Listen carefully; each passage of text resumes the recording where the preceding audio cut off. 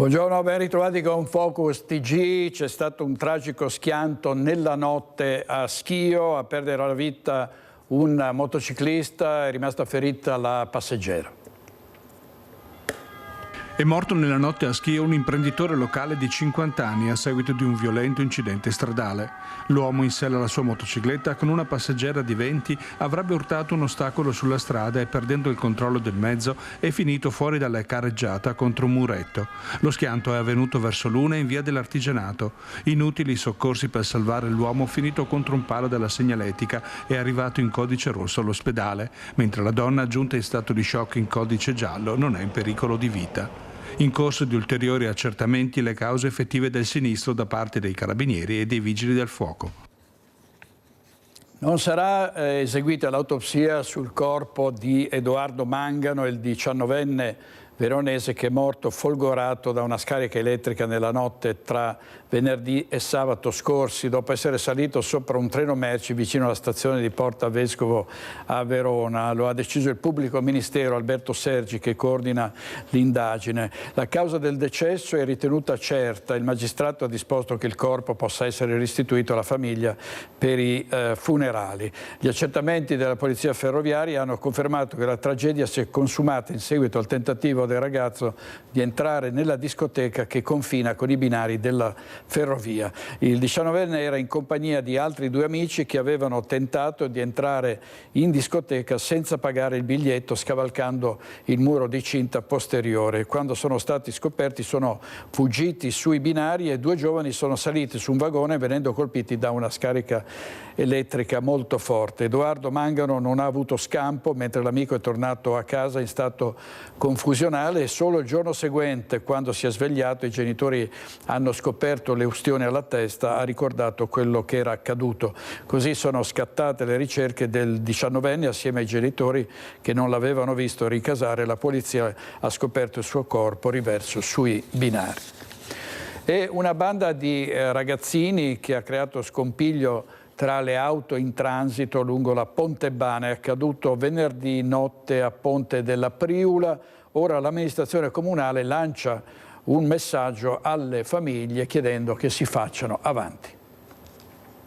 I ragazzi dovessero parlare con questo delle famiglie, li invitiamo chiaramente a un confronto sereno per cercare di trovare una soluzione. Fatevi avanti voi prima che vi individuiamo definitivamente con le forze dell'ordine. È questo in sintesi il messaggio alle famiglie della banda di minori che venerdì notte ha creato scompiglio tra le auto in transito lungo la Pontebana a Ponte della Priula. Questo gruppetto di 3, 4, forse 5 ragazzini fra i 14 e i 16 anni, presumo perché ripeto non abbiamo ancora capito chi possono essere con precisione, abbia fatto finta di buttarsi in mezzo alla strada per far prendere paura alle macchine. Minorenni annoiati che di notte anziché stare a casa hanno scelto questo punto per sfidare la sorte. Chi li ha visti e segnalati ha descritto che i ragazzini si sarebbero lanciati verso le corsie puntando il faro di una torcia sulle auto in arrivo, per poi saltare nuovamente al lato della carreggiata. E da sabato mattina a Ponte della Priula non si parla d'altro.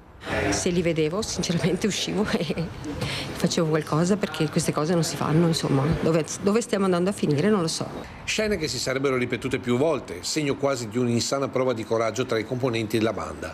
Azioni che, oltre sotto gli occhi del cittadino che ha segnalato il fatto, sarebbero state immortalate dalla selva di telecamere presenti sulla zona e per questo l'individuazione dei responsabili da parte delle forze dell'ordine sarebbe solo questione di ore. Cosa pensate di fare una volta che li avete individuati definitivamente? Ma sicuramente lavorando in collaborazione con le forze dell'ordine andremo sicuramente a contattare le famiglie. Perché la sensazione è che questa sfida tra le auto che sfrecciano nella notte possa ripetersi se non si interverrà subito in maniera importante.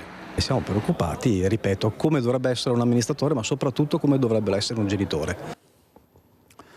E a Vicenza la rabbia dei genitori dei bambini della scuola materna Fogazzaro perché si è scoperto che i tossici entrano anche nel giardino della scuola.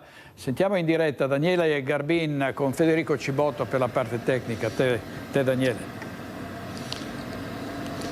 Sì, buongiorno direttore, buongiorno anche ai telespettatori. Confermo, siamo proprio alle mie spalle della scuola materna Fogazzaro. Torniamo a parlare di droga, di spaccio e il degrado che ne consegue. Con me Simona Siotto di Fratelli d'Italia. Buongiorno a tutti e grazie. Grazie. E con Mattia Zuccone, il presidente di circolo delle scuole materne di Vicenza. Buongiorno a tutti. Ecco, siamo tornati, dicevo, perché avevamo solo fatto questo collegamento una ventina di giorni fa per il ritrovamento all'interno del giardino di questa siringa che insomma era stata motivo di indignazione, insomma di preoccupazione forte dei genitori, perché una siringa lanciata tra i bambini dove giocano era stato un motivo veramente di forte preoccupazione. Era stata fatta una serie di richieste e a questo ritrovamento, poi ci racconterà appunto il presidente del circolo, una mamma invece ha fotografato e ha filmato un tossico, diciamo una persona che si stava drogando proprio qui di fronte, vicino al ponte, e questo è stato ulteriore motivo di indignazione, perché comunque non si è visto molto, vero Presidente, nel frattempo di quello che avevate chiesto. Cosa avevate chiesto?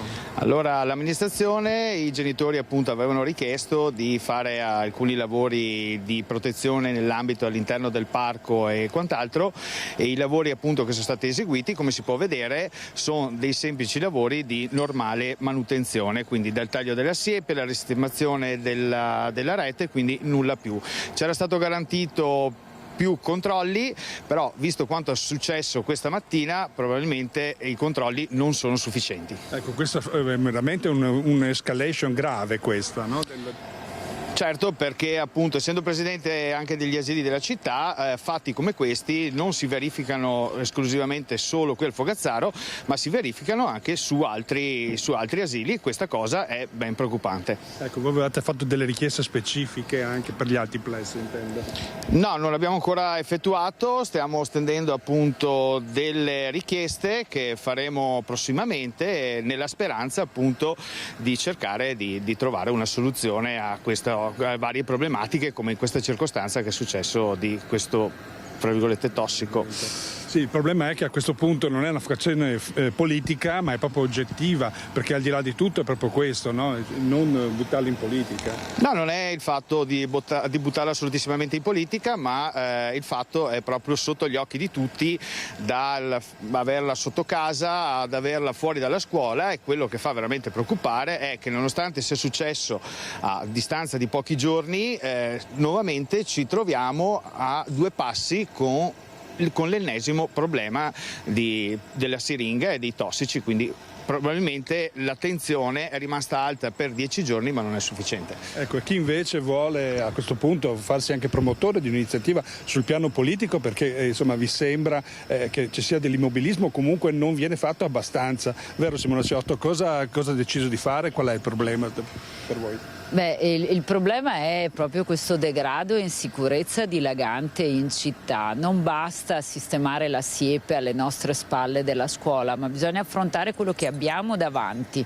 Quindi senza tetto che dormono, che lasciano siringhe, una situazione assolutamente incontrollata e che evidentemente l'amministrazione in carica non vuole governare, che sta dilagando su tutta la città. Penso ad esempio ai portici di Monteberico, dove ogni posizione è diventata di fatto dimora fissa di un senza tetto, con tutto quello che ne ricava. Anche qui e anche tutte le altre scuole, tutti quei luoghi dove queste persone trovano riparo, legittimo anche per le loro situazioni, ma quello che lasciano è illegittimo e inaccettabile.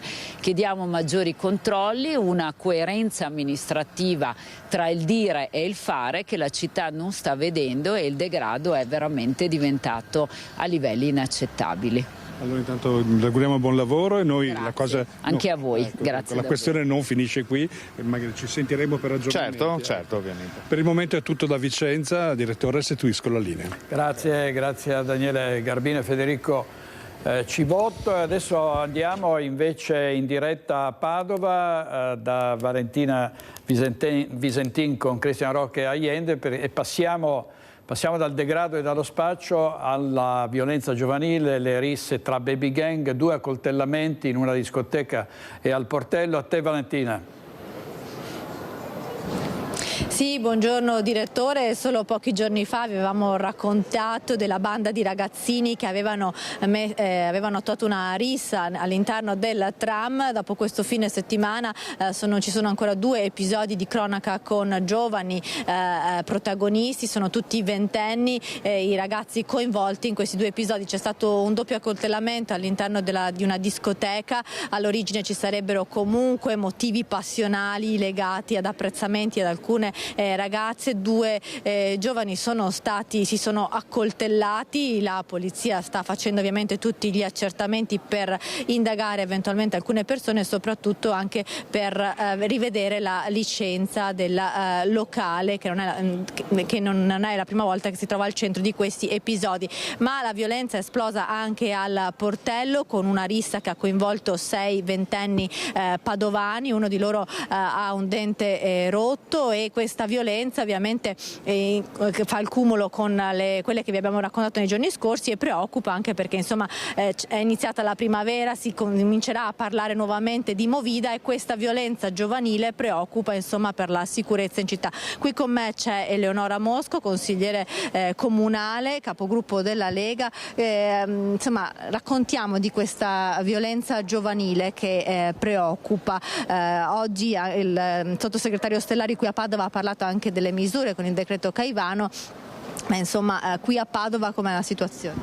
La situazione è sempre più grave, i fatti di cronaca confermano questa escalation di violenza. Io penso che sia giusto chiamare queste persone con i loro nomi. Delinquenti, sono dei giovani criminali che si organizzano con lo scopo di creare risse, con lo scopo di ritrovarsi per mettere a repentaglio anche la sicurezza dei residenti, dei cittadini e anche di tanti altri giovani, purtroppo, che magari vorrebbero vivere la città in modo sano e che invece si ritrovano molto spesso ad essere aggrediti da questi gruppi di delinquenti. È evidente che anche su questo il governo sta ampiamente facendo la sua parte con il DL Caivano. Noi a Padova non vogliamo che ci sia un'altra Caivano, e quindi è necessario che anche l'amministrazione comunale adotti tutti quegli strumenti che ha a disposizione per intervenire. Quali sono questi strumenti? Perché troppo spesso sentiamo da parte dell'amministrazione la risposta che non è compito dell'amministrazione intervenire, o che non è sua responsabilità, ma che è sempre responsabilità di qualcun altro. Allora anche su questo le misure di prevenzione ci sono, penso ai centri di animazione territoriale per esempio, che possono essere allargati ed estesi anche in centro a Padova, dove ad esempio non ci sono, ma certamente anche un coinvolgimento delle famiglie, perché è evidente che manca una capacità educativa delle famiglie da un lato, che deve essere maggiore e più incisiva, tanto quanto anche quella che la capacità formativa e culturale delle scuole, che deve essere evidentemente più incisiva. Serve una alleanza che sappia coniugare con buon senso e responsabilità la parte di repressione con quella di prevenzione. L'una non esclude l'altra. Ringraziamo Eleonora Mosco, io vi lascio con il servizio che ripercorre la cronaca di questo fine settimana a Padova. La violenza all'alba nella pista da ballo che incomincia a svuotarsi. 2 giovani, un 24enne russo e un 30enne moldavo, sono rimasti feriti da alcune coltellate e sono stati soccorsi dalla polizia, intervenuta all'interno della discoteca Utopia di Via dei Colli a Padova dopo la chiamata di alcune ragazze che segnalavano una rissa. Il 24enne russo ha riportato una ferita al polso, mentre il 30enne moldavo alla schiena. La squadra mobile in queste ore sta cercando di ricostruire la dinamica, identificando e ascoltando gli altri clienti presenti nella discoteca al momento della violenza.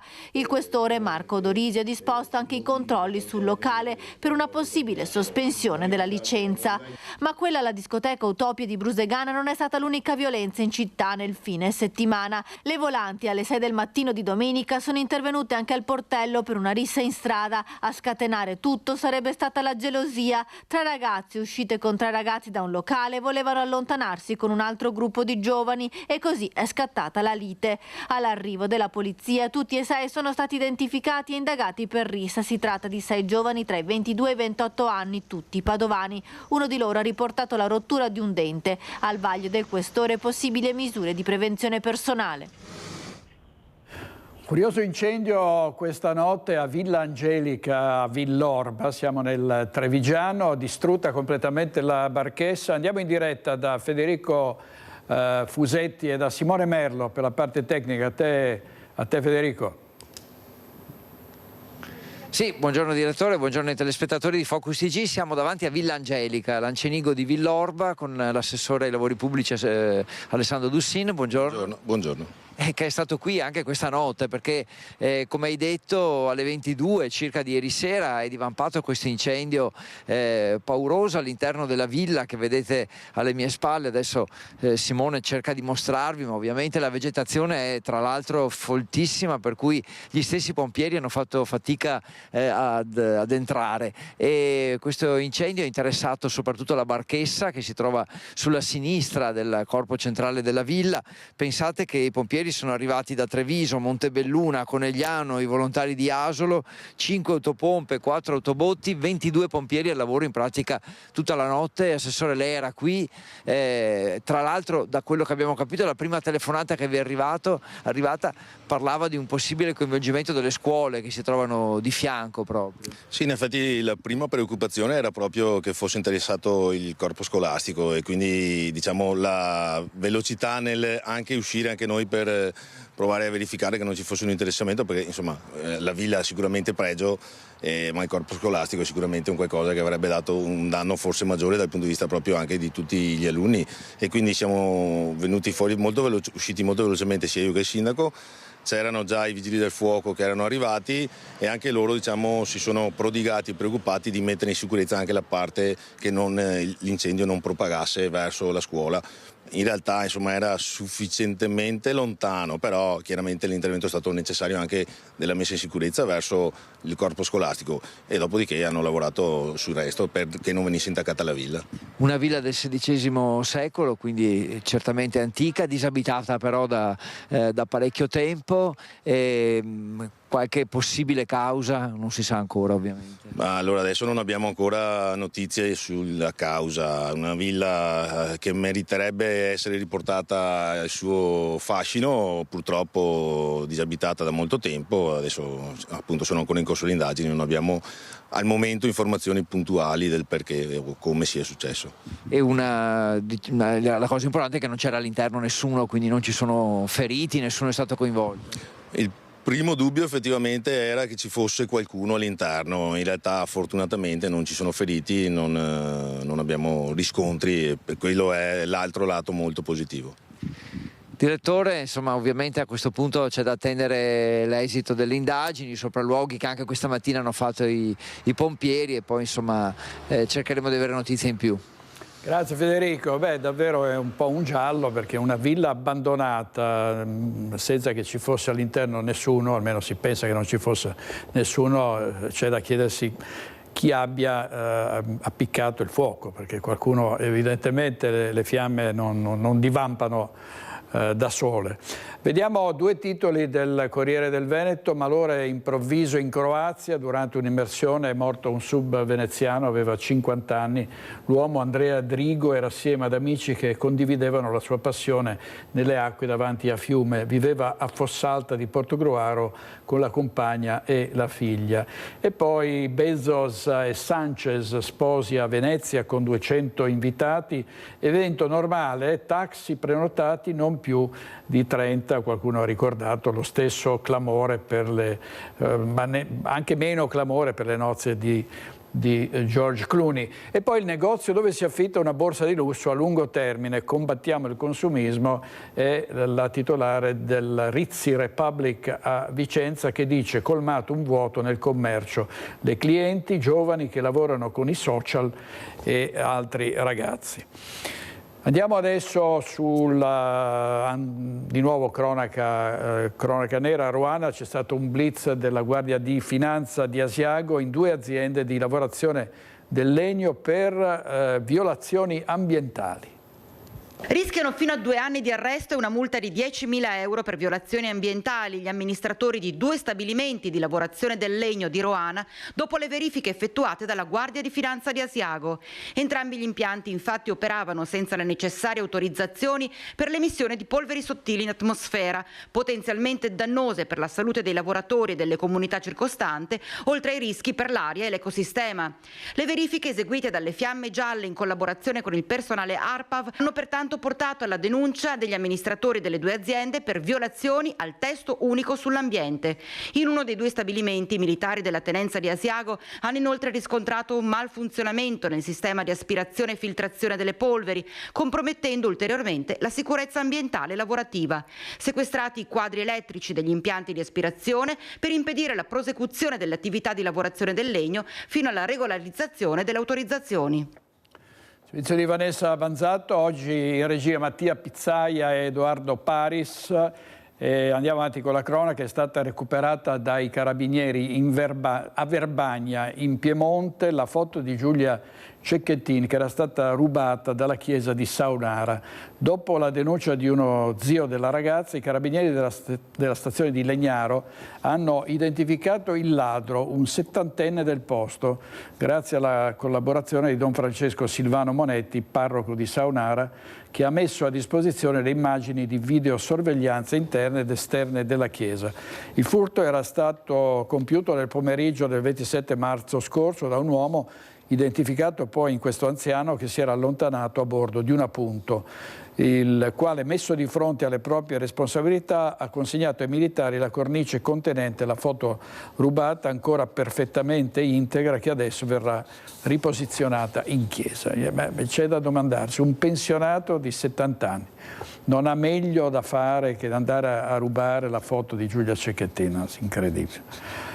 L'omicidio di Frescada, mercoledì l'ultimo saluto a Mauro Pereni all'obitorio dell'ospedale Cafoncello di Treviso.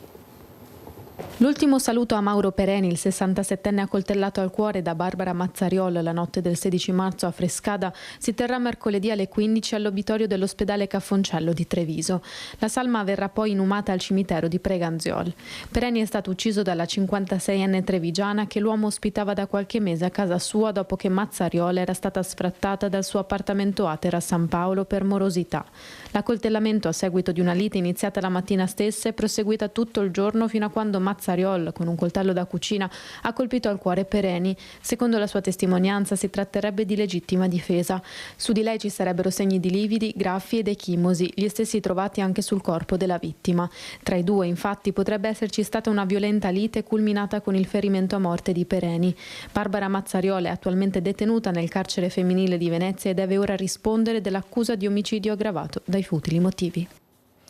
Servizio di Eddie Kaliman, un bed and breakfast abusivo destinato a cittadini cinesi clandestini è stato scoperto dalla polizia in un appartamento della Torre Belvedere davanti alla stazione di Padova. L'appartamento è stato sequestrato. 5 stanze con i relativi posti letto, tutte numerate come fosse un vero e proprio albergo. Questo si è trovata davanti la polizia quando è entrata nell'appartamento regolarmente affittato a una 53enne cinese nella Torre Belvedere di Piazzale Stazione a Padova. All'interno gli agenti hanno trovato altri 8 cittadini cinesi tra i 23 e i 65 anni portati in questura senza documenti di identità. 7 di questi sono risultati irregolari in Italia e per l'8º non era stata accolta la richiesta di protezione internazionale.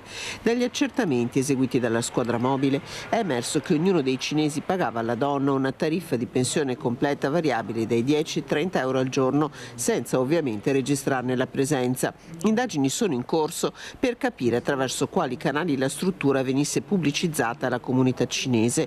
Gli 8 uomini sono stati allontanati dal territorio nazionale e imbarcati su un volo diretto a Pechino. Per la 53enne denunciata per favoreggiamento dell'immigrazione clandestina, il questore di Padova Marco Dorisio ha avviato il procedimento di revoca del permesso di soggiorno.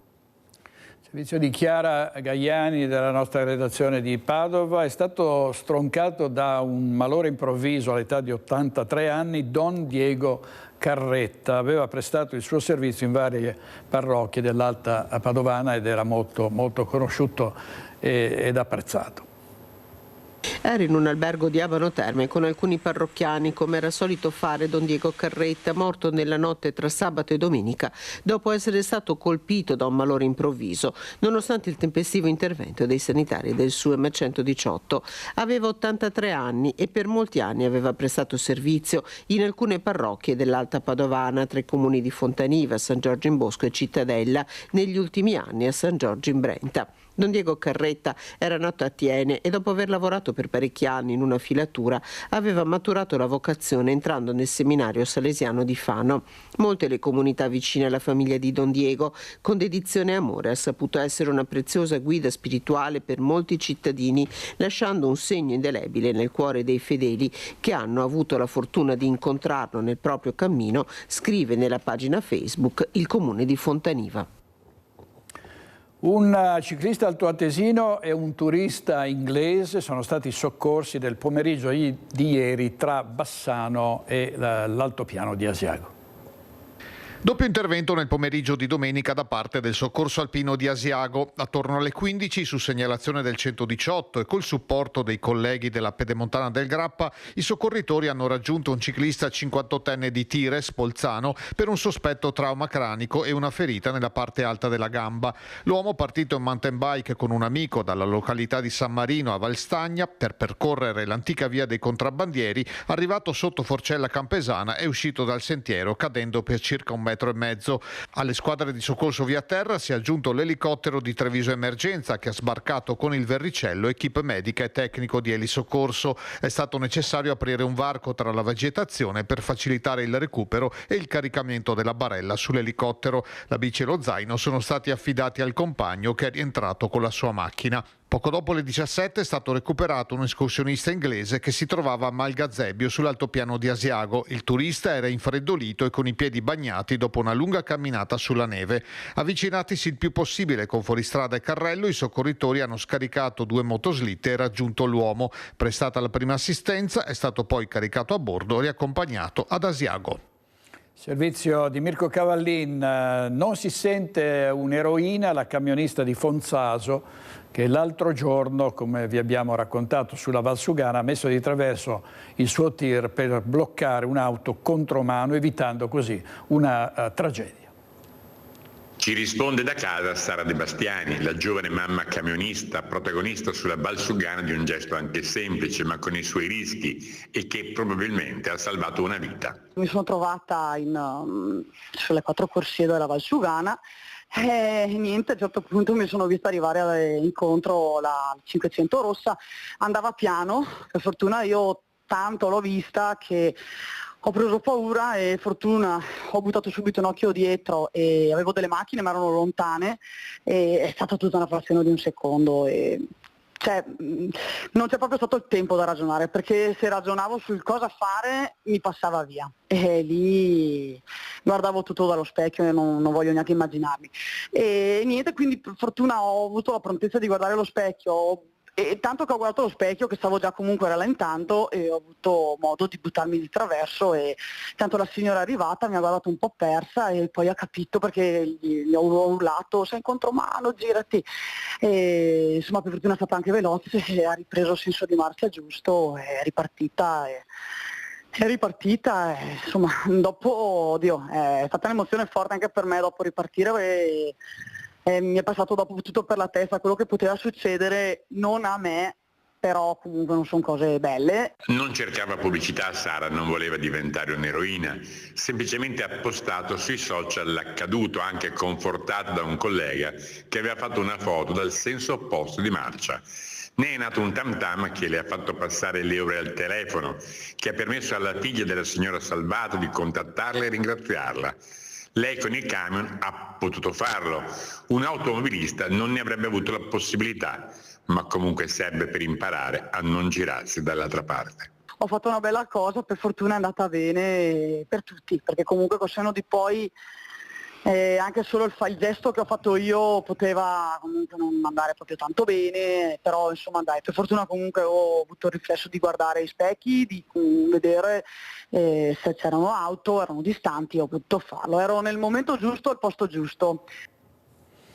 Davvero complimenti a Sara De Bastiani, servizio di Fabio Fioravanzi. Il taser ai vigili, via libera alla sperimentazione dalla riunione dei sindaci della Federazione del Campo San Pierese.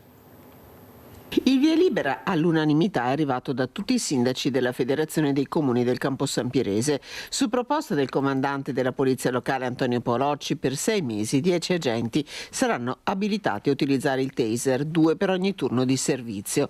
I 6 mesi saranno prorogabili, spiega Walter Gallo, presidente di turno della Federazione. Il nostro obiettivo di sindaci è quello di dotare gli agenti di uno strumento a tutela della propria incolumità e di quella dei cittadini.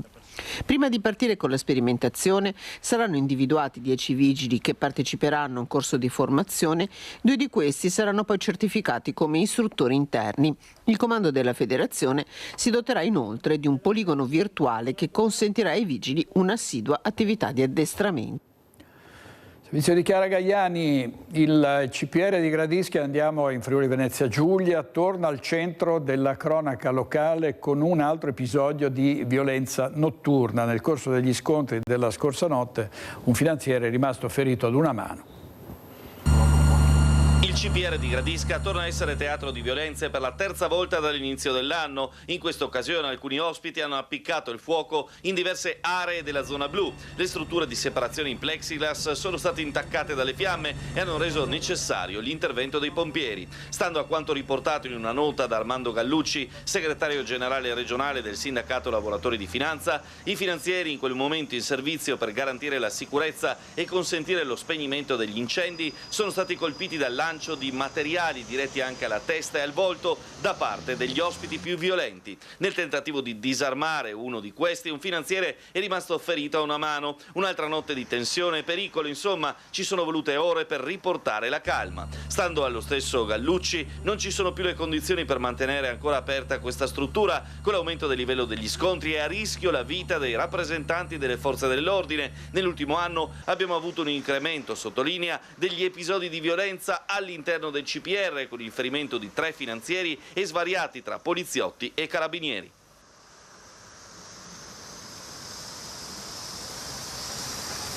E sempre in Friuli Venezia Giulia è stato uno speciale airbag da sci alpinista a salvare la vita di uno sportivo sloveno travolto da una valanga.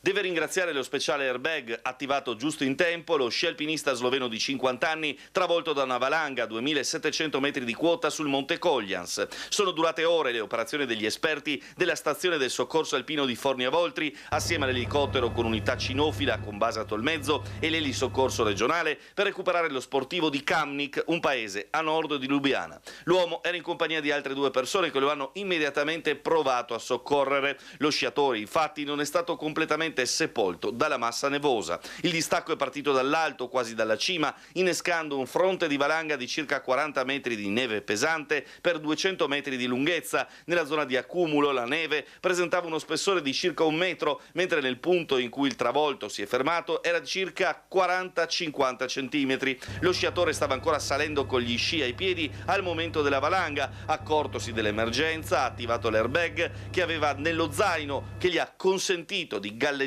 sulla massa nevosa rimanendo fuori con la testa. I sanitari hanno recuperato gli altri 2 compagni di escursione per poi stabilizzare lo sciatore ferito, infortunato con alcuni traumi e botte in tutto il corpo, e trasferito su barella con l'elisoccorso all'ospedale di Udine. Servizio di Marco Stabile della nostra redazione di Trieste. Torniamo in Veneto, nell'Alto Vicentino è stata nuovamente vandalizzata la casetta adibita a ristoro al campo sportivo di Marostica. Era già successo lo scorso giugno e anche stavolta si registrano danni alla struttura e un furto di alcolici. Per noi sul posto Vanessa Banzato con Renzo Rigon. Ladri nuovamente in azione nella casetta di legno qui al centro sportivo di via Ravenne a Marostica. Nelle scorse sere hanno forzato una serratura, sono entrati e hanno rubato una bottiglia di alcolici. Non è la prima volta che quella struttura viene presa di mira, soltanto nel giugno dello scorso anno i soliti ignoti avevano divelto le serrature, la porta d'ingresso, le finestre, erano entrati, avevano messo tutto a soqquadro per poi rubare anche in quell'occasione delle bottiglie di alcolici. Abbiamo sentito i gestori del campo sportivo e hanno detto che un'idea di chi possano essere gli autori ce l'hanno. Certo è che ancora non hanno nulla di concreto, non ci sono sistemi di videosorveglianza, e allora abbiamo chiesto proprio al sindaco come il comune intenda muoversi per cercare di risolvere questa situazione, e il sindaco Matteo Mozzo ha usato parole molto dure. Sentiamo. Beh, direi che dal modo sono purtroppo dei giovanissimi, immagino, perché non è una questione atta a rubare al fine di portare via oggettistica di valore, anche perché non ce n'è, ma più che altro a fare dei piccoli momenti di sembra festa e baldoria, quindi devo dire che purtroppo da quello che si mostra sembrano essere giovanissimi della nostra comunità. Ecco, come pensate di muovervi voi? Allora, innanzitutto sono dispiaciuto perché le attività sportive e le nostre associazioni lavorano per dare serenità anche alle famiglie e soprattutto ai ragazzi. Vedere che poi da parte di un certo tipo di comunità viene ripagato in questo modo il lavoro di tanti volontari sicuramente dispiace. In questo momento siamo in fase di riprogettazione di tutta la videosorveglianza del Comune di Marostica per andare a migliorare quelle che sono la qualità video delle telecamere che abbiamo, e sicuramente inseriremo anche gli impianti sportivi con ulteriore videosorveglianza. Questa è l'unica cosa che in questo momento possiamo fare. Ci vorrà un po' del tempo, anche perché tra la progettazione poi parteciperemo anche ai bandi che pubblica il Ministero quotidianamente. Cercherò di parlare con le forze dell'ordine per avere delle verifiche puntuali, magari in orario notturno. Già l'anno scorso, già a giugno dell'anno scorso, si era appunto accennato al fatto di posizionare le telecamere per la videosorveglianza. Ancora non sono state messe? Ancora non sono state messe perché abbiamo dovuto prima di tutto andare in sostituzione di tutta la rete che era obsoleta. Ne abbiamo tante qui a Marostica. Adesso stiamo, ripeto, facendo la progettazione migliore anche per ridurre quelle che sono il numero di telecamere, nel senso in alcuni punti ci sono telecamere di vecchia generazione, ce ne sono 4 posizionate nello stesso punto, ne basta una di nuova generazione per fare lo stesso lavoro, quindi è appunto una riorganizzazione e riefficientamento proprio per lavorare anche maggiormente con la prefettura e la questura. Se lei potesse fare un appello a questi vandali, cosa direbbe? Ma dubito che ascoltino gli appelli, perché quando c'è ignoranza purtroppo gli appelli servono a poco. Io spero che non vengano mai presi, perché naturalmente poi abbiamo già avuto come amministrazione il modo, denunciare non serve a niente, però far fare tante ore di volontariato in accordo con le famiglie sì, quindi se i ragazzi vogliono poi, una volta presi, se dovessero essere appunto dei ragazzi o qualsiasi persona venga presa, vuole farsi i prossimi 3-4 anni di volontariato onde evitare la denuncia, con tantissime ore settimanali possono decidere, possono venire tranquillamente a farlo direttamente da soli senza avere l'obbligo dell'amministrazione.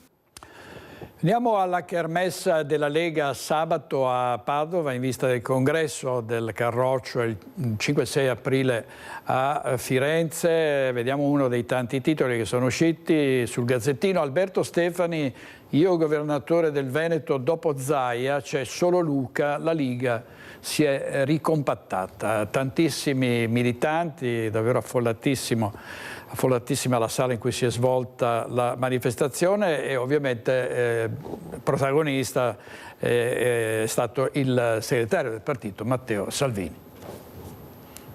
Per chi verrà a Firenze, se posso essere utile al mio popolo, alla mia comunità, non al mio partito, al mio movimento, alla causa dei nostri figli, io ci sono, con una sola umile, sobria richiesta, con tutti gli avversari che abbiamo fuori da qua, dobbiamo essere compatti, granitici. Sia la ricandidatura a segretario del partito tra una settimana a Firenze, ma solo con la garanzia di azzerare attacchi, polemiche e fughe in avanti. Dal palco di Padova Matteo Salvini detta le sue condizioni e chiede ai militanti di ricompattare le file, così da spegnere quel dibattito interno che negli ultimi anni ha portato a prese di distanza e anche ad espulsioni. Scandisce le tappe al congresso federale, seguiranno i ragionamenti sulle regionali. Siamo prontissimi alle elezioni regionali, siano in autunno, siano in primavera.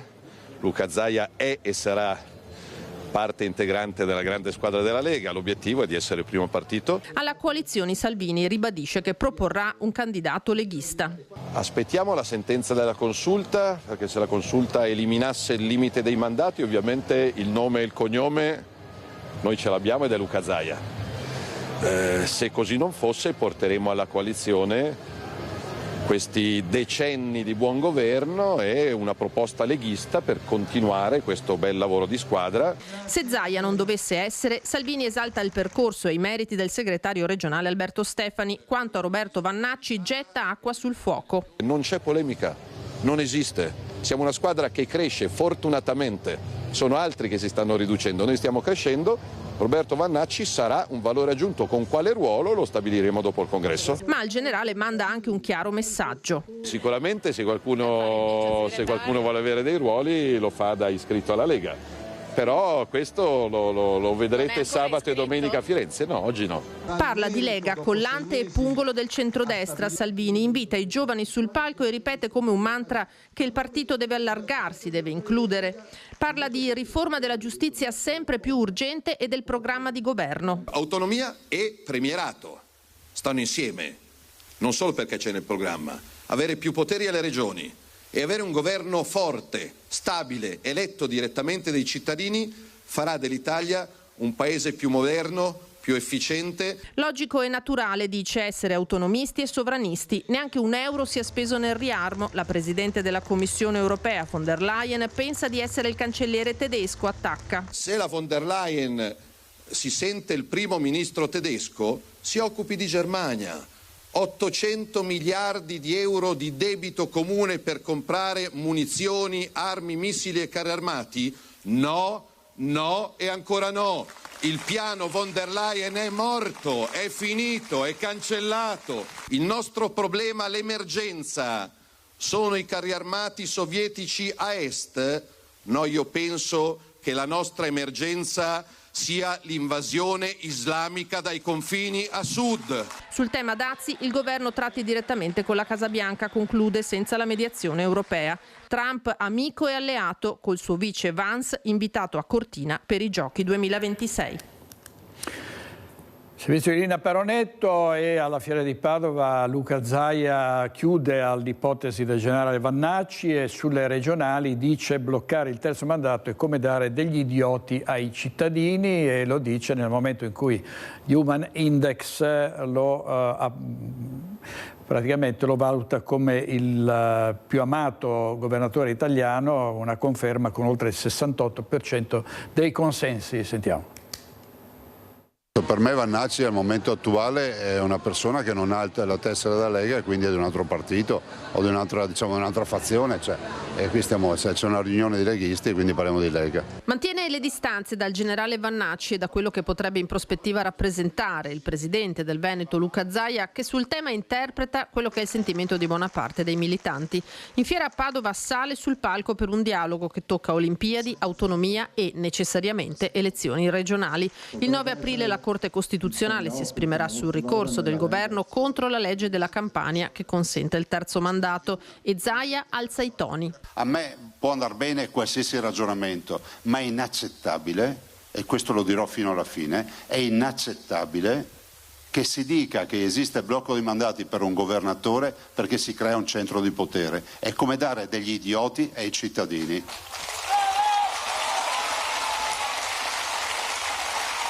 Perché abbiamo storie di governatori e di sindaci mandati a casa dopo il primo mandato. Quindi non si dia degli idioti ai cittadini, di che per far star casa a qualcuno, come nel mio caso, devi fare in modo di non candidarlo più. Se la consulta metterà la parola fine al dibattito sul terzo mandato, e Zaia, come garantisce Salvini, alle regionali sarà comunque della partita, andrà definito come farlo scendere in campo, e su questo lui ancora non si sbilancia. Io sono a disposizione del partito come sempre, e immagino che il riferimento fosse il fatto di fare il capolista in tutte le province, ma questa è una cosa che discuteremo nel momento in cui ci sarà la necessità di discuterla. Autonomia e identità del Veneto e del partito. Per salvarsi l'Italia deve decentralizzare, efficientare e consentire le riforme necessarie a territori che viaggiano a velocità completamente diverse. Uscire dalla comfort zone e rivedere dal punto di vista, la ristrutturazione di questo paese con l'autonomia è assolutamente la via maestra, è la via che ci permette di abbattere anche le diseguaglianze. Ad aprire il congresso è stato Alberto Stefani, vice segretario nazionale della Lega e segretario regionale in Veneto. Sentiamo.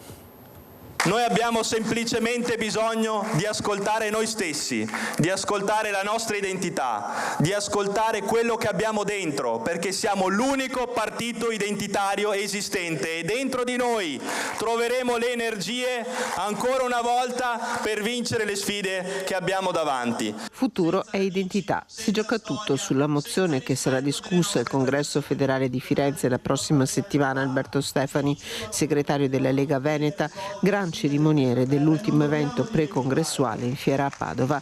Applaudito e salutato dai 2000 presenti, l'invito a tutti è chiaro: basta beghe, si lavori per l'unità.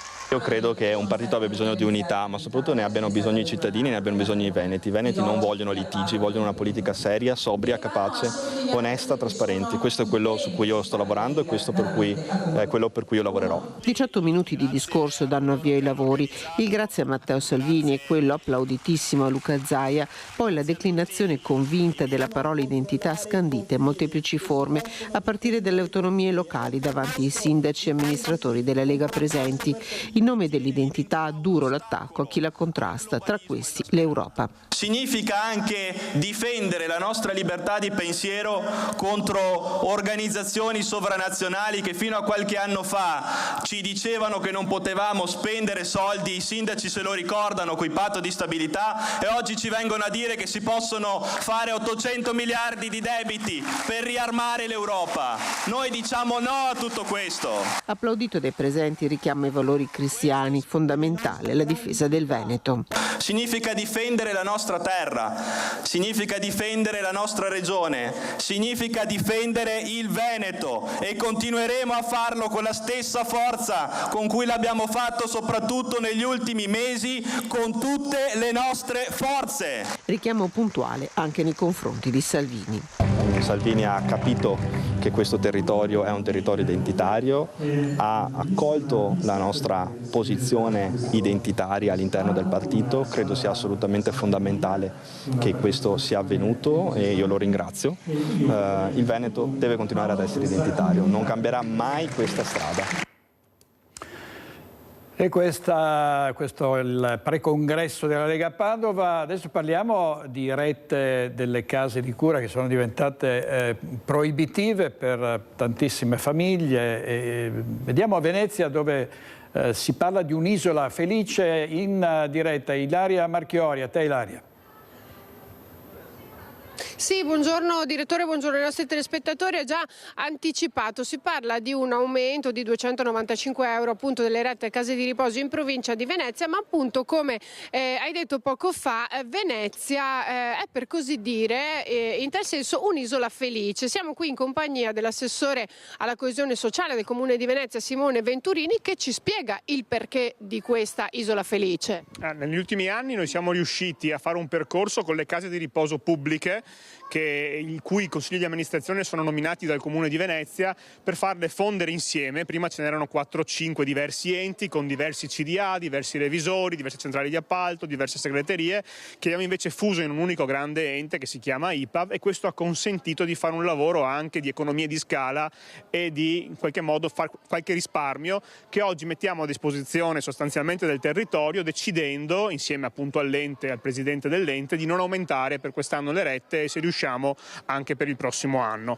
È una scelta comunque difficile, perché i costi per le case di riposo aumentano, anche perché aumenta l'energia, aumentano i fornitori, aumenta il costo del personale, però in un momento così difficile anche per le famiglie pensare di pesare ulteriormente sulle famiglie veneziane sarebbe un peccato. È evidente che noi possiamo farlo solo per le case di riposo, quelle pubbliche. Altre dinamiche hanno le case di riposo private e altre dinamiche hanno quelle in giro per il Veneto.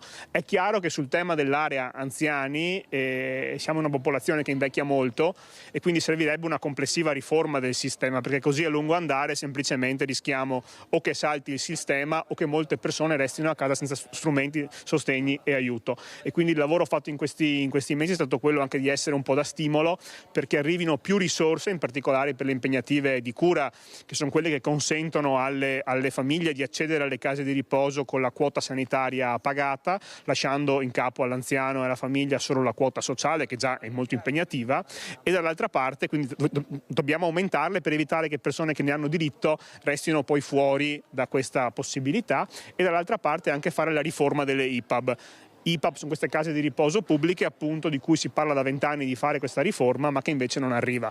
Nel non arrivare la riforma, queste IPAB hanno più costi rispetto alle case di riposo private e quindi minor margine per aiutare i cittadini.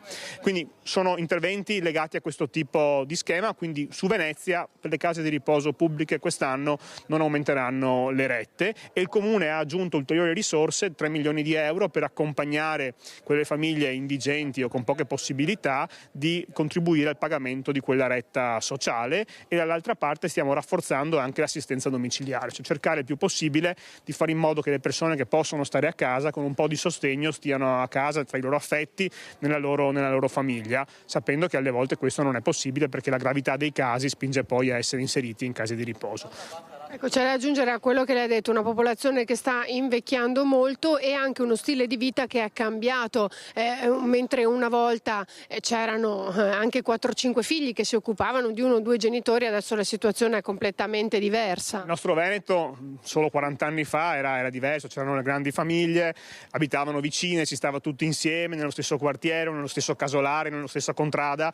Oggi questo ovviamente non c'è più, ci sono appunto mediamente 2 genitori anziani per un figlio e sarà sempre peggio in prospettiva. I figli alle volte sono distanti, abitano in altre città, a loro volta hanno i loro problemi e quindi il rischio è avere anziani soli, senza rete familiare di protezione e la cui unica rete può diventare l'assistenza sociale del Comune di Venezia, nel nostro caso del Comune di residenza, che ovviamente sotto stress per molte richieste rischia appunto di non farcela. Per fortuna Venezia negli ultimi anni ha rafforzato molto la rete sociale, ha investito molti milioni di euro in questo tipo di aree, però in prospettiva da qui a 20 anni, siccome raddoppierà sostanzialmente il numero di anziani non autosufficienti nei prossimi 20 anni, sarà un tema come riuscire a dare risposta a questo tipo di bisogno senza riforme. Servono riforme, servono maggiori risorse e serve anche una maggior flessibilità da quando nasce il bisogno a quando arriva la risposta, perché un anziano da quando ha bisogno a quando entra in casa di riposo alle volte vede passare molto tempo in attesa appunto di queste famose impegnative di cura e quindi, pur avendo molti punteggi in graduatoria, avendo la scheda SVAMA particolarmente grave, non riesce comunque ad accedere al tipo di sostegno che meriterebbe, quindi c'è anche un tema di risorse e di come vengono allocate. Quindi l'appello è chiaramente anche alla Regione. Ringrazio l'assessore Venturini, qui da Mestre è tutto, restituisco la linea allo studio. Grazie a Ilaria Marchiori e a Sandro Ponchio da Mestre. A Mestre restiamo con un titolo della Nuova Venezia: la fortuna bacia Mestre, grazie ai giochi del lotto vinti 116.000 euro alla tabaccheria di Corso del Popolo. Si aggiunge un'altra vincita da 16.000 euro in Viale Garibaldi, sempre a Mestre, la soddisfazione degli esercenti e soprattutto di chi ha intascato questa vincita. Allora torniamo al congresso della Lega che si è svolto, il pre-congresso della Lega a Padova. C'era un nome storico come Giampaolo Gobbo che plaude così al rinnovato entusiasmo, mancavano invece l'assessore Giampaolo Bottacin e anche Roberto Marcato. Questa è la sua Lega, è un'altra Lega, che Lega è? Ma è un'evoluzione, ma che discorsi è il mondo che si evolve, quindi è la Lega che praticamente va avanti, gli obiettivi sono sempre quelli e quindi certo che ci si mette magari del tempo, ma questo è importante perché non si è mai, lasciato perdere l'idea finale. E la meta finale è evidentemente tornare a contare in Veneto, magari con a braccetto quel federalismo sempre sognato e tramutatosi in autonomia. Uno che la storia del Carroccio e soprattutto della Liga l'ha fatta fin dagli albori, certo non si spaventa per una Lega che cambia pelle. In tanti anni Giampaolo Gobbo ha visto il partito nascere, salire, scendere, salire di nuovo e ridiscendere come sulle montagne russe.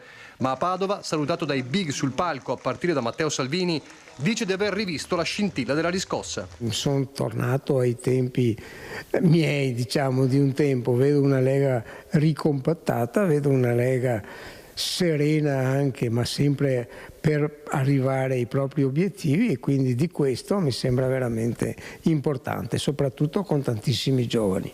E poco importa se tra i temi del dibattito ci sia anche il generale Vannacci. Io credo che tutti quelli che parlano e che sanno parlare, diciamo, di quella che è il cambiamento reale dello Stato nel migliore dei modi, credo sia compatibile senza problemi. Se Alberto Stefani sembra il probabile condottiero per le regionali, gobbo e netto nel suo no al blocco dei mandati.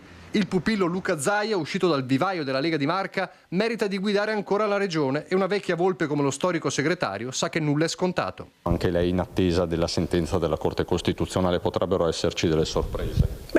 Si spera sempre fino in ultima, perché la politica è l'arte dell'impossibile, quindi non si sa mai.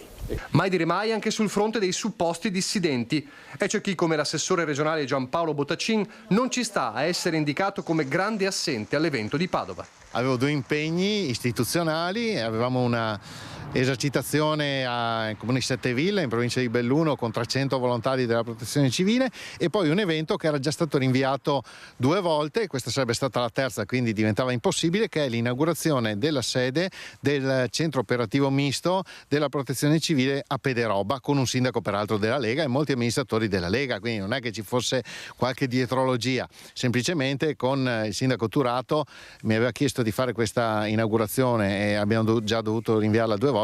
Comunque ho seguito tutti gli interventi su internet, quindi insomma non c'è nessun segnale politico.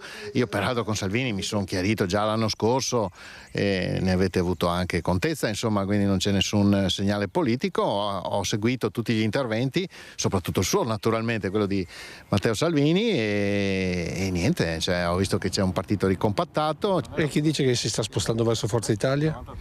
Ma sì, lo dicono da tanto tempo, però sono ancora qua. L'assessore Giampaolo Bottacin al microfono di Lucio Zanatto. Al congresso di Padova la Lega ha mostrato i muscoli, ma Fratelli d'Italia non si sente intimorita e punta il partito di Giorgia Meloni ad avere un proprio candidato alla presidenza della regione. Sentiamo Claudio Borgia, che è il segretario provinciale di Fratelli d'Italia a Treviso.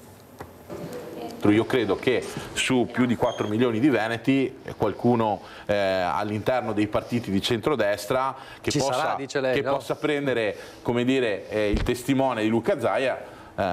Ci può essere. Abbiamo una classe dirigente di amministratori competenti, per bene, amati dalla gente. Bisogna guardare oltre, non possiamo dire, come dire, ai cittadini, agli elettori che come dire, c'è solo Luca Zaia, perché vorrebbe dire che non abbiamo classe dirigente, e così non è. Andare oltre Zaia perché il Veneto non è di proprietà di nessuno. Di fronte alla riscossa della Lega, che a Padova ha mostrato i muscoli con Salvini, Stefani e il governatore, il messaggio di Fratelli d'Italia sembra essere chiaro: nessun timore reverenziale e un certo fastidio di fronte alle parole dure sullo stop al terzo mandato. È inaccettabile che si dica che esiste blocco di mandati per un governatore perché si crea un centro di potere. È come dare degli idioti ai cittadini. Di che per far star casa a qualcuno, come nel mio caso, devi fare in modo di non candidarlo più. Il limite non è che è stato messo da Fratelli d'Italia, vogliamo far passare questo, o come dire è stato messo da qualcun altro ad personam per lui. È come dire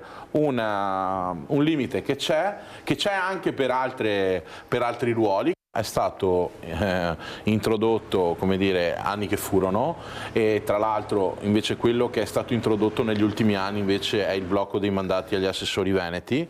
Blocco questo voluto invece da Zaia, dice senza dirlo il presidente provinciale dei Meloniani, che sottolinea la lealtà sempre avuta nei confronti del numero 1 di Palazzo Balbi. Lo sosteniamo da sempre in coalizione, governiamo insieme, bisogna dare i meriti e quello lo facciamo quotidianamente con il sostegno che diamo ormai da 15 anni al governatore Zaia tra i banchi della maggioranza e in giunta. È ovvio che qui sul territorio, come abbiamo visto in questi ultimi mesi, ci sono un po' di scaramucce, è normale, non sicuramente da parte nostra, perché noi abbiamo sempre cercato di tenere i toni, come dire, bassi. È ovvio che è un processo che attendiamo tutti possa volgere al termine. Già i tempi, perché l'apertura del ministro Piantedosi sulle regionali a primavera 2026 ha rimescolato le carte in tavola, una proroga che non piace. e il mandato dura 5 anni, per cui scade tra ottobre e novembre. Non vedo per quale motivo dovrebbe come dire, essere spostato. Detto questo, non decido di certo io, certo. Per cui Fratelli d'Italia in provincia di Treviso, per quanto mi riguarda, ma in tutte le altre province, è pronta ad andare ad ottobre, a novembre, domani, la settimana prossima, fra 6 mesi, che decidano. Basta che tutti siamo, come dire, consapevoli di quando si vota e poi di chi sarà il candidato. Zaia o non Zaia, Fratelli d'Italia va oltre. Se è vero che in rampa di lancio per il Carroccio c'è Alberto Stefani, i meloniani rivendicano la loro alternativa. Abbiamo una classe dirigente che si è formata nei territori. Noi ovviamente vogliamo essere presi in considerazione, come ha detto la nostra leader, per cui senza fare spallate che non servono a niente. Il vero problema è l'incertezza. Prima si chiuderà la partita per il centrodestra, prima si parlerà di temi, anche perché il centro-sinistra non sta con le mani in mano. Si stanno organizzando, stanno utilizzando questo tempo dove noi stiamo discutendo per cercare di parlare di temi, per cercare di coalizzarsi, per cercare di lavorare ad una candidatura, e non è scontato, perché no, è semplice dire il centrodestra vince tout court, no? Ci dovremo comunque confrontare sui temi, sui programmi, sulle proposte. E così Claudio Borgia di Fratelli d'Italia. Andiamo in pubblicità 2 minuti, torniamo subito.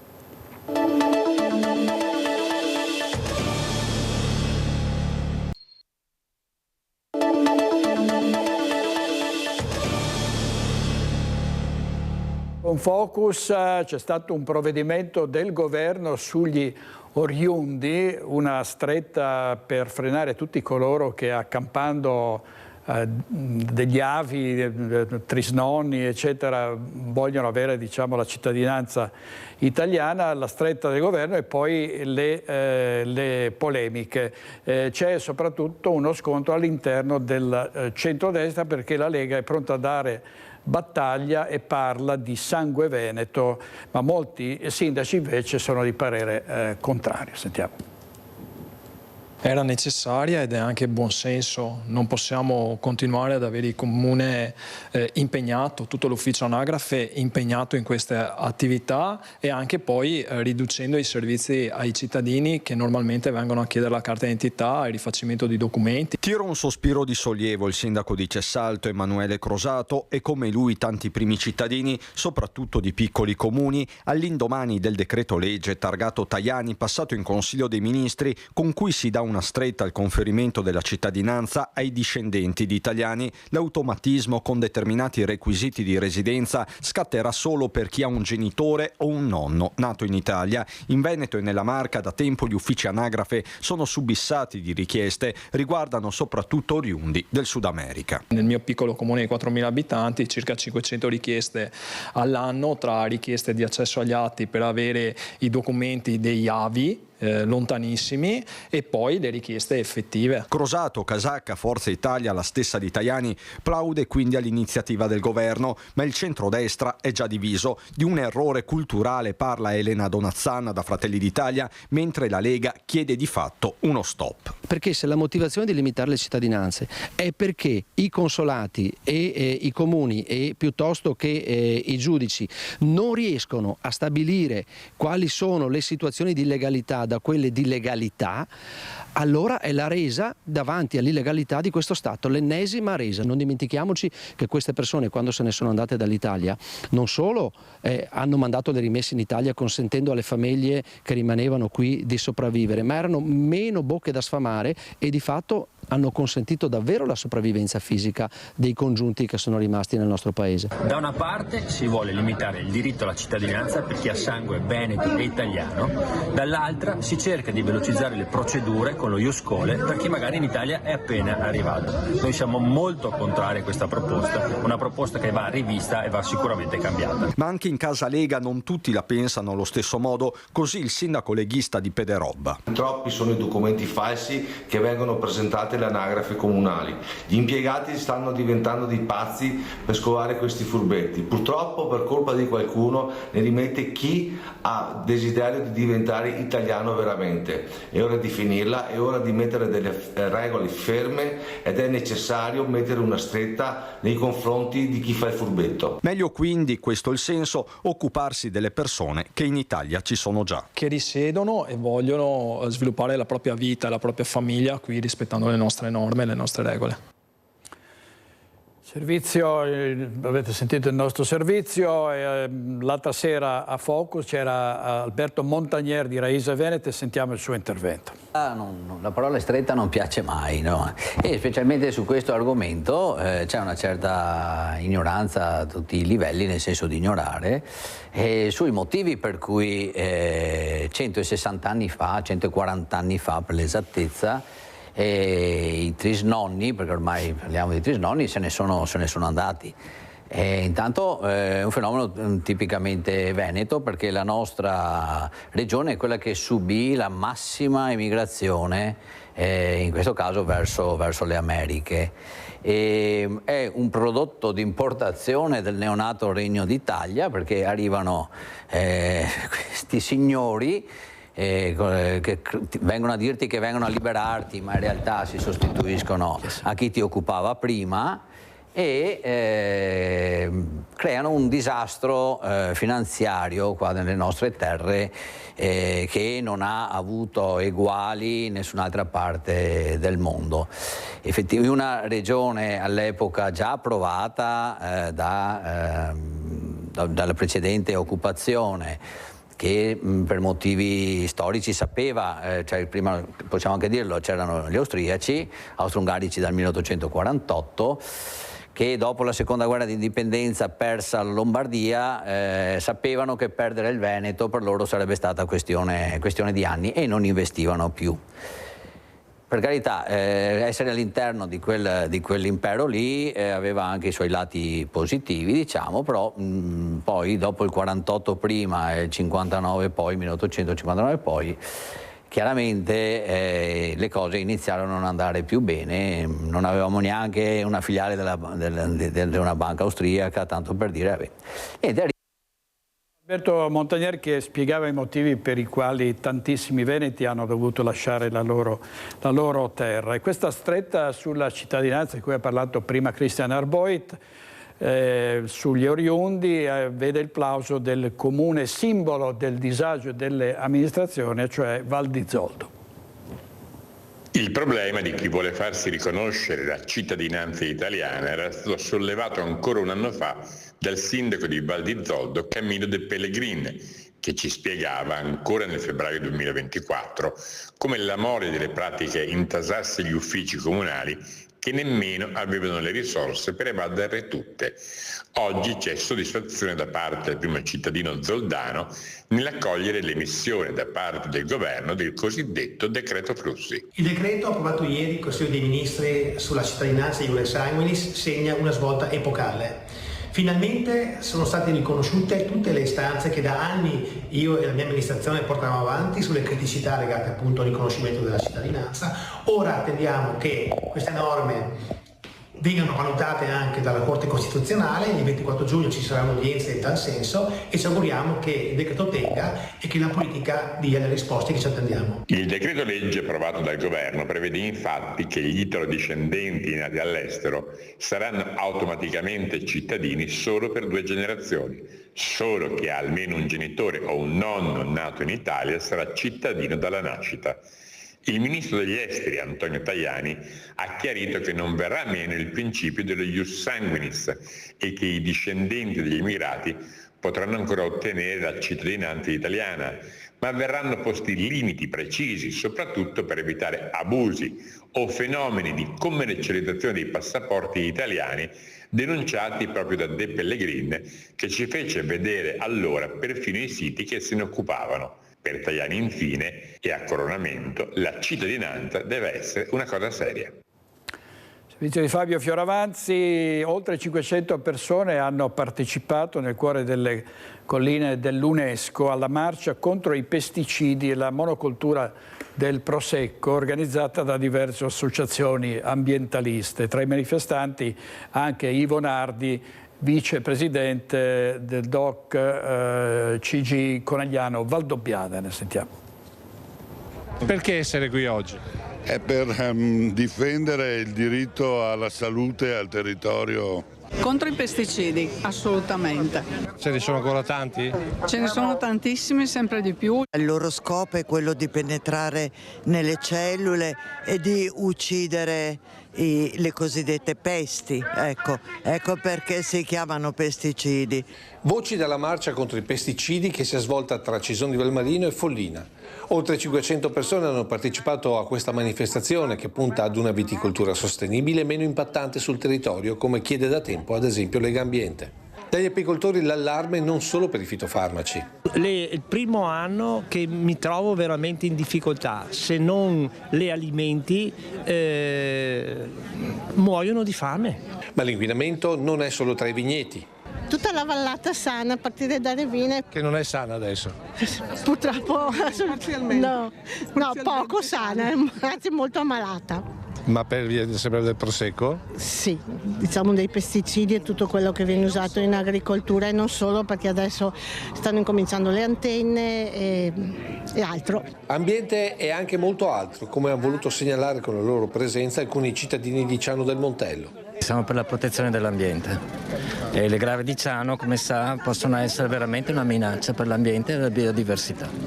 Sotto accusa quindi anche la Regione per il progetto sul Piave, ma anche per le deroghe ammesse sui trattamenti dei vigneti. La richiesta alla Regione è: cambiamo pagina e puntiamo sulla sostenibilità, perché ci stiamo avvelenando. Ma lei è in Regione? Io sono in Regione, sono in opposizione, chi decide purtroppo è la Giunta Zaia, è l'assessore Caner.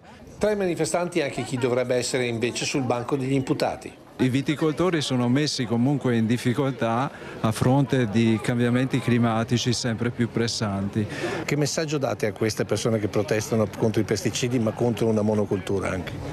Bisogna far crescere le modalità alternative, indubbiamente, che rispettino questa sensibilità. Purtroppo all'interno di chi governa, molto spesso c'è una visione molto a breve scadenza. Allora, parliamo spesso di carenza di personale, di manodopera nella sanità, nelle imprese manifatturiere, ma come vanno le cose in agricoltura? I giovani sono tornati in qualche modo al settore primario o no? Lo chiediamo alla re di una rubrica seguitissima, agricoltura, Lucio Ozzanato. A te, Lucio. Buongiorno direttore, intanto c'è il presidente della Teria di Soligo che ti vuole salutare. Buongiorno direttore, grazie, tutto bene? Grazie ecco, Presidente, appunto, buongiorno. cominciamo così. Buongiorno. E allora cominciamo parlando di giovani, però il Presidente voleva anche rispondere perché abbiamo sentito insieme il servizio che ho realizzato ieri sullo stop ai pesticidi alla presenza del vicepresidente della DOCG proprio anche alla marcia proprio contro la monocultura del Prosecco. Lei, oltre ad essere presidente del Teria di Soligo, è anche produttore di Prosecco. Come vede questa situazione pesticidi e monocultura?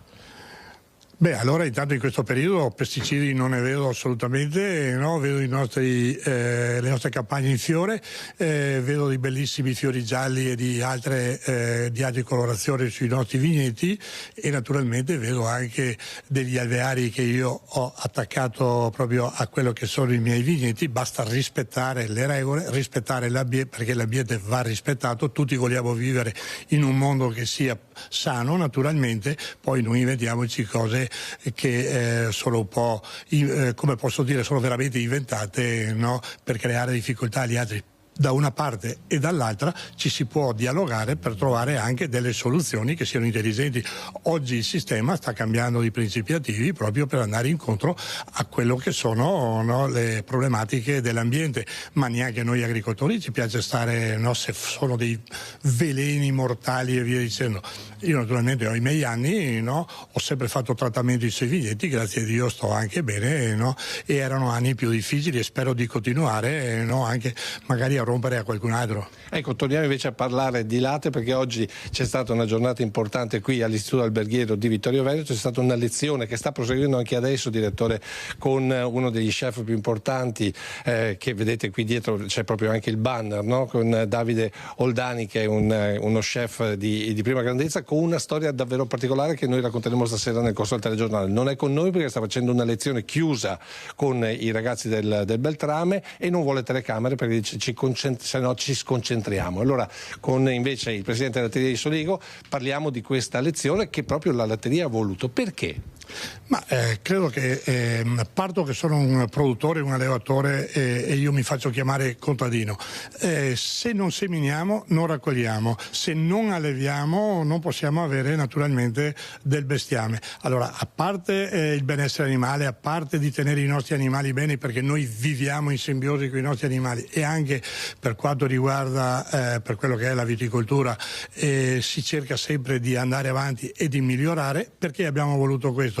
Perché se non si porta una cultura sui nostri giovani, nel prossimo futuro non avremo più giovani che si dedicano all'agricoltura, ma sicuramente anche alla ristorazione, perché un tempo l'agricoltura aveva molti figli, aveva tanto personale all'intorno delle nostre aziende. Oggi figli ne facciamo sempre meno, persone sempre meno, e una volta anche queste persone venivano date all'industria, ne aveva bisogno, oggi non ne abbiamo neanche più per l'agricoltura. Qualcuno dei nostri figli va a laurearsi, fa l'avvocato, va fuori all'estero, è carenza di personale, ma carenza di personale che abbia passione e che abbia una visione. Ecco, questo è dunque il tema che è stato portato avanti oggi, al di là della lezione, cioè la passione da inserire, proprio incidere nei giovani. A te, direttore. Grazie a Lucio Zanato e a Nicoletta Rizzetto per la parte tecnica. E vediamo il latte crudo e le malghe. A poche settimane dall'avvio dell'alpeggio gli operatori si interrogano sulla situazione legata al latte crudo e alla produzione dei formaggi di malga. Il latte è un patrimonio tutto veneto, con concentrazioni di volumi e qualità altissimi in alcune zone del Vicentino, del Bassanese e dell'altopiano dei 7 comuni.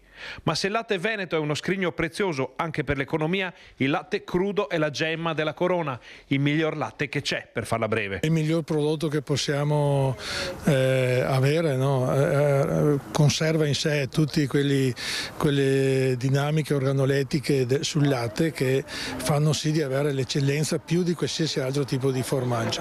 L'Associazione degli allevatori veneti ha portato il tema all'attenzione dei gestori delle malghe dell'altopiano, dove le ricadute di un eventuale giro di vite sul latte crudo potrebbero essere molto gravi. Ci fa sicuramente un po' paura, dal mio punto di vista è anche un po' enfatizzato dai media e da quanto si parla. I casi che hanno avuto delle problematiche a livello nazionale sono pochi, però comunque con ciò non dobbiamo abbassare la guardia, noi dobbiamo lavorare per migliorarci. Molte malghe sono senza acqua e corrente elettrica, sempre più indispensabili per garantire gli standard sanitari anche durante la stagione dell'alpeggio. Eppure i trattamenti termici del latte diventano complicati in queste situazioni. Il rischio concreto è che si perdano delle fette importanti di produzione casearia e al contempo che la tradizione delle malghe perda i pezzi, lasciando il territorio incolto e inselvatichito. Qua ci scontriamo un po' con quello che troviamo oggettivamente sulle malghe, perché abbiamo pochissime malghe che hanno acqua e energia per poter mantenere questi altissimi standard di pulizia.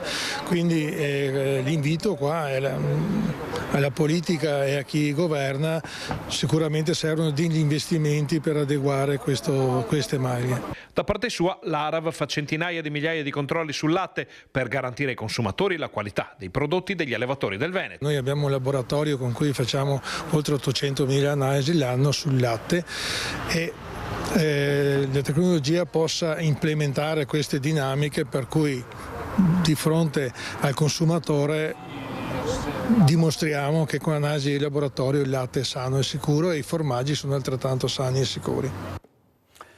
Bene, andiamo in pubblicità, altri 2 minuti e siamo di nuovo con voi, tra pochissimo.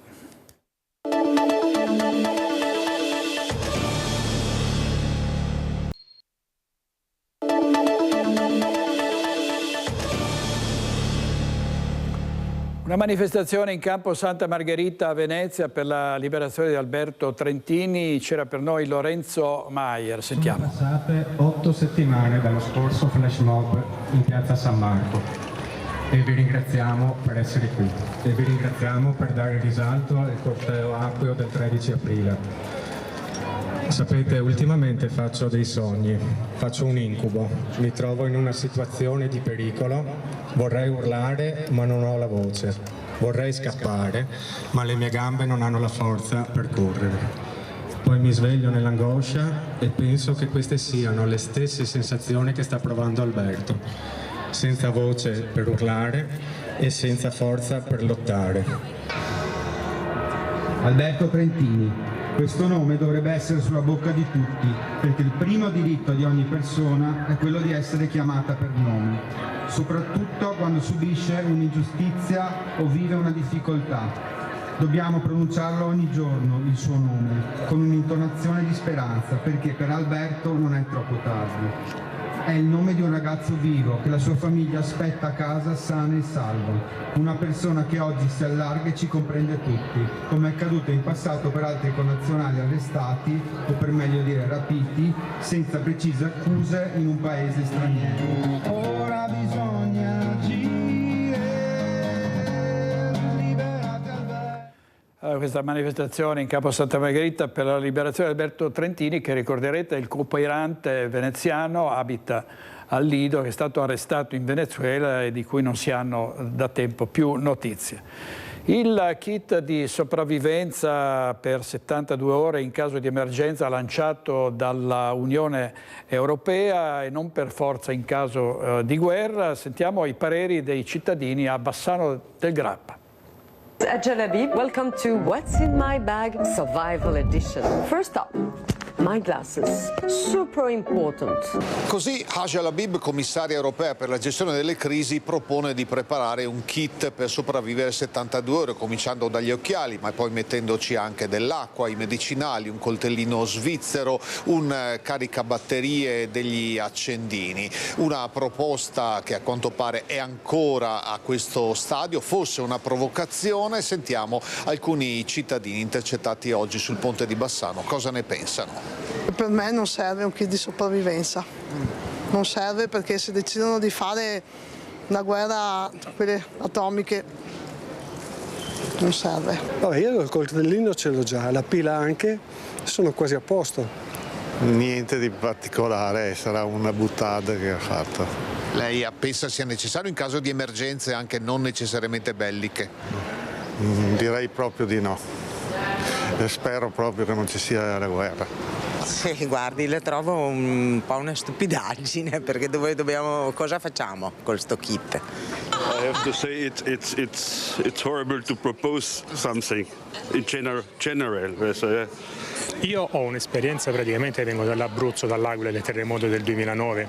Allora noi siamo abituati adesso a mettere delle borse, delle buste vicino alla porta perché in caso di emergenza noi usciamo con qualcosa che ci possa coprire, perché noi è successo di notte, quindi serve qualcosa che ci possa coprire sicuramente.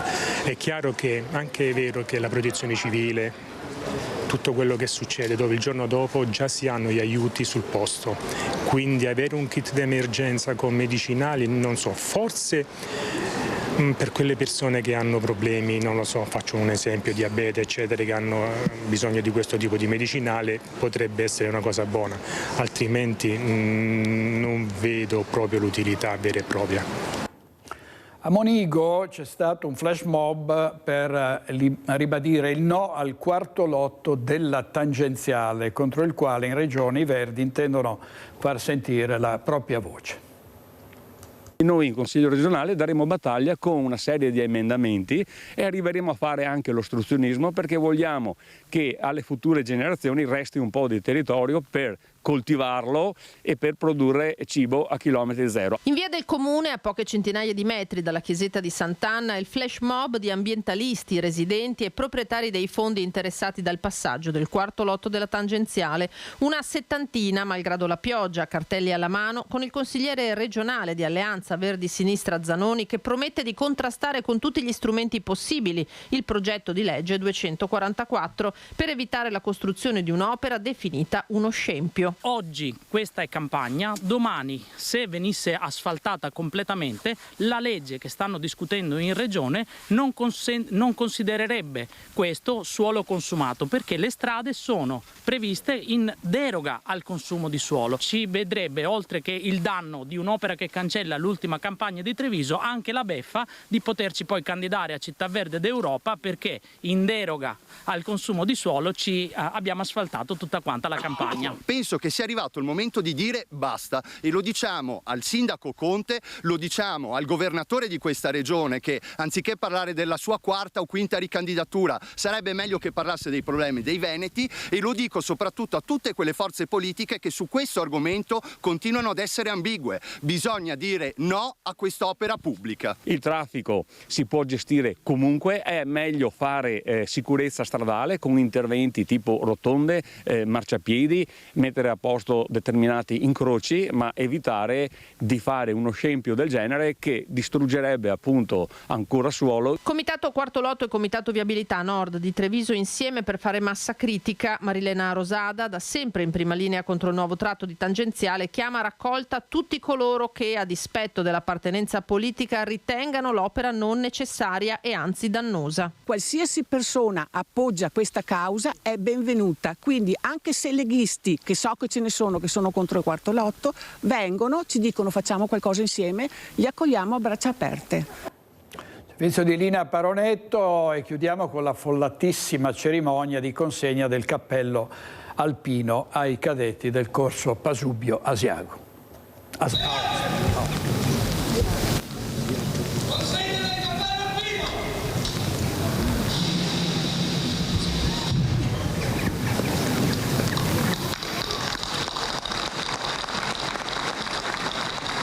Con visibile emozione sia dei vecchi che dei cadetti si è tenuta la consegna del cappello alpino ai 103 giovani della Scuola Militare Alpina di Aosta.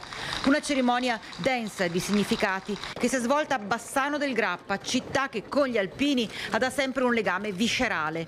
E proprio dal Ponte Vecchio, dal Ponte degli Alpini, monumento nazionale, è partito il corteo, trainato dalla fanfara della Brigata Iulia.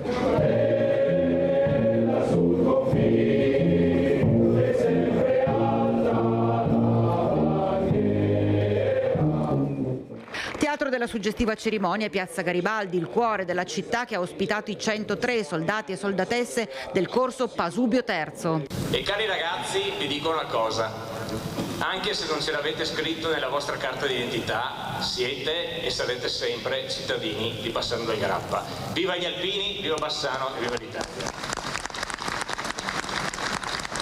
In una frase che è diventata oramai iconica, vi abbiamo donato il nostro tempo, e parlo a voi, giovani alpini, e ci avete restituito professionalità, capacità, tecnica e ardimento. Una piazza gremita perché oltre alle famiglie dei cadetti anche tantissimi bassanesi che non sono voluti mancare un appuntamento carico di speranze in questi giovani nuovi alpini. Voi dovete essere insieme a noi capaci di trasmettere quei valori, quel senso di appartenenza, quell'identità che è fondamentale.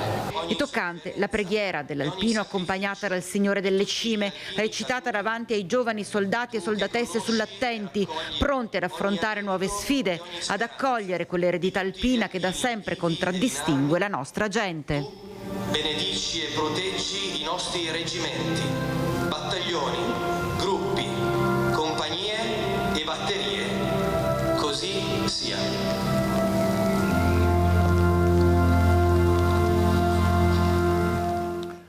I cadetti del corso di Pasubio Aosta, il servizio di Vanessa Banzato. È tutto per questa edizione del nostro telegiornale. Stasera Focus, Marco Dus, Giuseppe Paolin, Silvia Susanna, Antonella Tocchetto, Elisa Venturini e Marco Zabai. Grazie a Mattia Pizzai e Edoardo Paris in regia, ci vediamo stasera, buona giornata.